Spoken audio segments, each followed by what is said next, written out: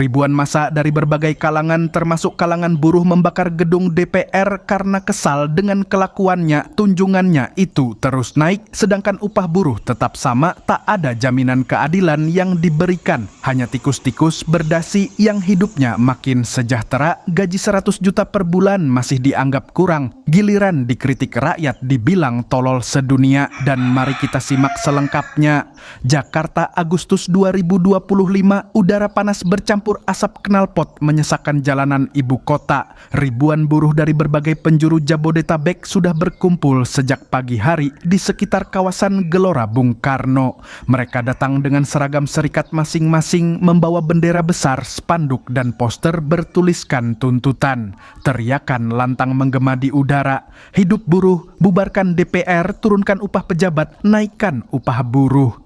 Gelombang manusia itu terus bergerak menuju gedung DPR RI di Senayan. Jalan-jalan protokol macet total, ribuan kendaraan tertahan, Jakarta seakan lumpuh. Polisi dengan tameng, pentungan, dan water cannon sudah berjaga di barikade, tapi jumlah massa terlalu banyak. Sejak berbulan-bulan buruh kecewa dengan keputusan DPR yang dianggap mengkhianati rakyat. Undang-undang baru yang disahkan memperpanjang kontrak kerja tanpa batas, memperlemah posisi buruh, dan menurunkan standar kesejahteraan. Rasa marah itu memuncak hari itu. Seorang orator lelaki muda kurus dengan suara serak naik ke atas mobil komando. Ia menggenggam pengeras suara dan berteriak, "Kawan-kawan, kita sudah terlalu lama dibodohi. Kita bekerja siang malam, tapi yang kenyang adalah mereka di gedung itu. Sudah saatnya rakyat melawan." Teriakan itu disambut sorak-sorai ribuan buruh. Mereka mulai mendorong pagar kawat berduri yang mengelilingi DPR. Polisi berusaha menahan, menyemprot dengan water cannon, menembakkan gas air mata. Namun, bukannya mundur, massa justru semakin beringas. Batu, botol, dan kayu dilempar ke arah aparat. Suasana berubah menjadi medan pertempuran. Jalan Gatot Subroto dipenuhi asap, teriakan, dan suara letusan gas air mata. Beberapa buruh roboh terkena peluru karet, tapi semangat perlawanan tak surut.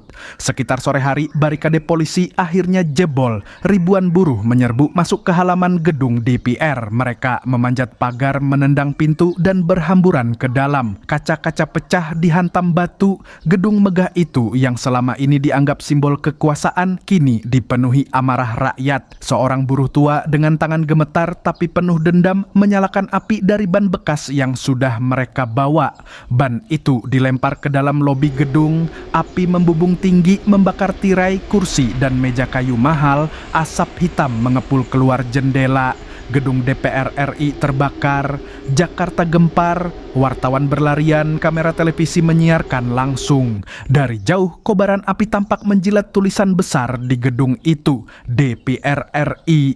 Tulisan masih berdiri, tapi latarnya kini adalah kobaran api merah menyala. Sementara itu, di dalam ruang sidang paripurna, beberapa anggota DPR yang masih berada di gedung berlarian panik mencari jalan keluar. Ada yang menjerit, ada yang bersembunyi. Beberapa di antaranya sempat berteriak ketakutan, "Tolong, tolong, kami akan dengarkan tuntutan kalian, asal jangan bunuh kami." Namun, suara itu tenggelam oleh gemuruh massa yang semakin beringas. Malam harinya, gedung DPR sudah hampir seluruhnya dilalap api. Mobil pemadam kebakaran berusaha masuk namun dihadang massa.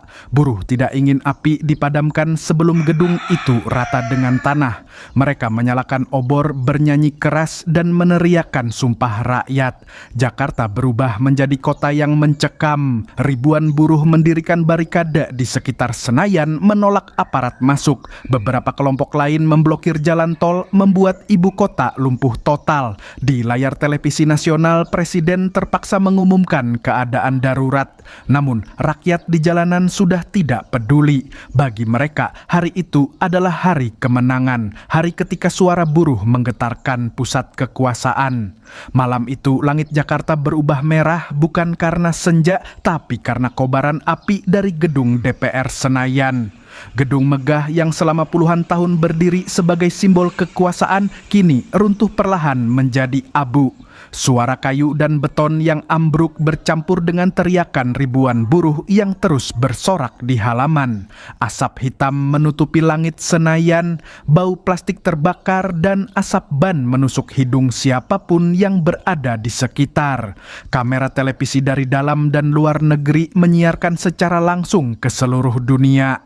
Dunia tercengang, Indonesia, negeri demokrasi terbesar di Asia Tenggara, kini terlihat sedang terbakar dari dalam. Kejadian ini menjadi pelajaran bagi para pemimpin supaya ketika membuat kebijakan jangan sampai ada pihak yang dirugikan dan jangan sampai tidak berpihak kepada rakyat kecil. Karena rakyat itu butuh perhatian dari pemimpin kita. Jangan seolah-olah enggak butuh rakyat ketika sudah duduk di kursi empuk. Sekian dulu omelan kita kali ini dan ingin ini adalah fiksi karangan.